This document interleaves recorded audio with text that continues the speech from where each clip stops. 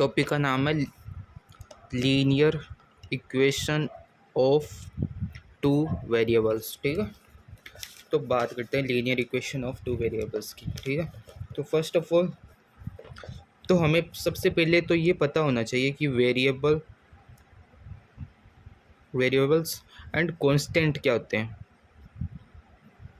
Constant मतलब जिनको change नहीं किया जा सकता, मतलब वो चेंज नहीं होते। ठीक है, और वेरिएबल्स ये बाई चेंज होते हैं। ठीक है, ये क्या होते हैं, चेंज होते हैं। ठीक है, इतनी बात समझ में आ गई।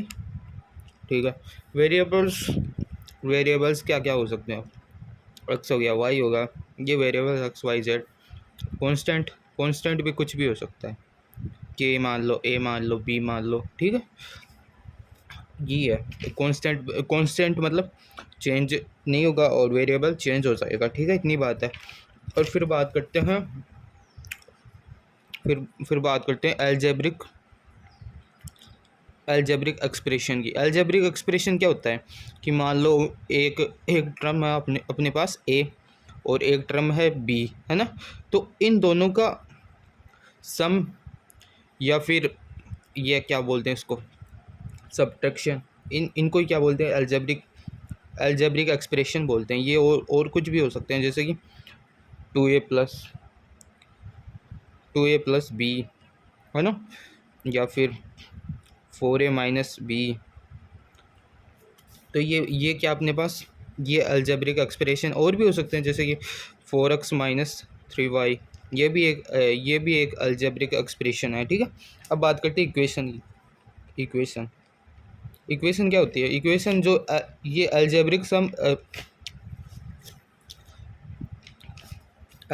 एक्सप्रेशन है ना, उसको ना जीरो के बराबर पुट कर दो तो वो अपनी क्या कहलाएगी, इक्वेशन कहलाएगी। जैसे कि a प्लस बी को जीरो के बराबर पुट कर दो, ठीक है, तो ये अपनी क्या हो गई, इक्वेशन हो गई। या फिर 4x माइनस 3y को जीरो के बराबर पुट कर दो। ठीक है, तो इस कहने का मतलब ये है, इक्वेशन के अंदर LHS बराबर RHS होता है। ठीक है, अब हम बात करते हैं linear equation of two variables के लिए, है ना। मतलब उसके अंदर दो वेरिएबल्स हो गए, ठीक है, मतलब दो ऐसे ऐसे वो होंगे जो चेंज करेंगे इक्वेशन के, जिनकी वैल्यू चेंज करने पे इक्वेशन की वैल्यू भी चेंज हो जाएगी। जैसे कि हम इसकी है ना जनरल इक्वेशन होती है AX plus BY plus C equals to 0। ठीक है, तो इसके अंदर है ना दो वेरिएबल कौन कौन है, एक तो X है और एक Y है, और A, B, C क्या है, अपने कांस्टेंट है। आ गई इतनी बात समझ में। ठीक है, अब जैसे कि एग्जांपल लेते हैं, अपने पास में कोई इक्वेशन है 4x माइनस 3y प्लस में 7 इक्वल्स टू 0। ठीक है, तो यहाँ पे a की वैल्यू कितनी है, 4, b की वैल्यू -3 और c की वैल्यू 7।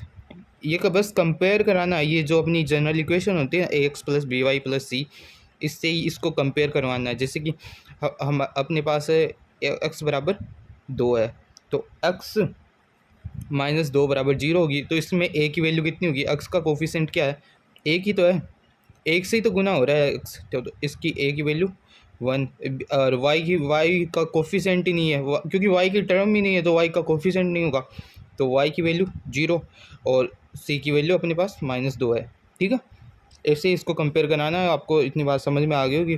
फिर लास्ट में एक और है, लास्ट में क्या होता है, जैसे कि अपने पास में कोई इक्वेशन है 2x माइनस 3y बराबर 0, तो इसके अंदर है ना x के कितने मान हो सकते हैं या y के कितने मान हो सकते हैं कि देखो x के अंदर अब पहले अपने जीरो रखा ना, 2 इंटू में 0 -3y equals to 0, -3y equals to 0। ठीक है, y इक्वल्स टू 0 आ गया, तो 0 रखने पे क्या आया, 0 आ गया। इसी प्रकार जैसे y की वैल्यू भी 0 रख दो, 2x -3 इंटू में 0 इक्वल्स टू 0। ठीक है, तो 2x बराबर 0, x बराबर 0, एक ऐसे 0 0 आ गई एक और, है ना। ये है तो सेम ही, लेकिन और भी वैल्यू रख सकते हैं। जैसे कि x की वैल्यू रखो, x के अंदर एक रख दो, अब 2 into 1 -3 y equals to 0, 2 minus में 3y इक्वल्स टू 0, y बराबर क्या आ गया 2/3, ठीक है। तो एक रखने पे क्या आया 2/3।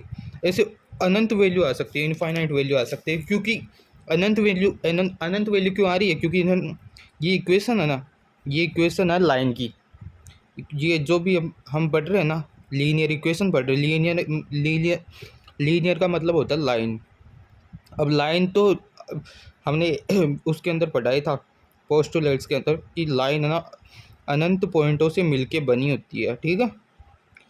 तो इसकी है ना कितनी वैल्यू होगी, इसके कितने सॉल्यूशन होंगे, अनंत होंगे, मैनी सॉल्यूशन, ठीक है, गिन नहीं सकते, बस इतना ही है। इतना ही आपका linear equation of two variables, ठीक है।